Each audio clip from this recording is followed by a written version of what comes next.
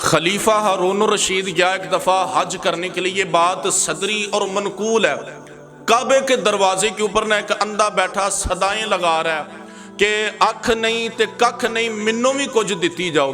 وہاں جو لوگ جاتے ہیں ان کی پھر کوشش ہوتی ہے کہ ہم زیادہ سے زیادہ صدقات و خیرات کریں اس جگہ، کیونکہ وہاں کی ایک نیکی یہاں کی 1,00,000 نیکی کے برابر ہوتی ہے، اس لیے لوگ زیادہ سے زیادہ صدقات و خیرات کرتے ہیں۔ ایک طرف وہ مخلوق سے، اللہ کی مخلوق سے جھولیاں بھر رہا ہے، اور دوسری طرف رب سے شکوے کر رہا ہے، باری تعالیٰ اج تو مینوں اکھیاں دتیاں ہوندیاں نا تے میری اے حالت نہ ہوندی۔ خلیفہ ہارون الرشید نے دیکھا، اس نے اس اندھے سے کہا کہ یا رب سے شکوے کرنا چھوڑ دے یا اس کی مخلوق سے جولیاں بھرنا چھوڑ دے۔ جب وہ باز نہ آیا تو خلیفہ ہارون الرشید کہنے لگا کہ میں تیرے سر کے اوپر جلاد کو کھڑا کر کے جا رہا ہوں، میں وقت کا بادشاہ خلیفہ ہارون الرشید ہوں، میرے واپس آنے تک اگر تیری آنکھوں کا نور نہ آیا تو میں نے تیری گردن اڑا دینی ہے۔ خلیفہ ہارون الرشید یہ بات کہہ کے جلاد کو کھڑا کر کے چلا گیا۔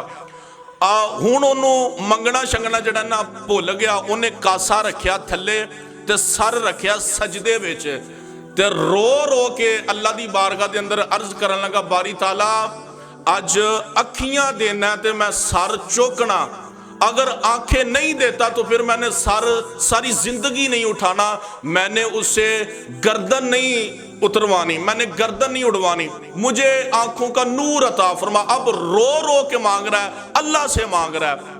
اللہ نے کرم فرمایا تے او دیاں اکھیاں دا نور انہوں عطا کر دیتا۔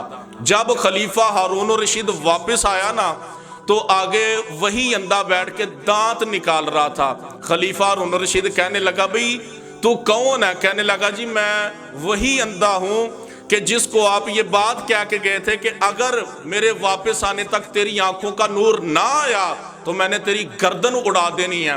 اللہ نے کرم کیا، مجھے میری آنکھوں کا نور عطا کر دیا۔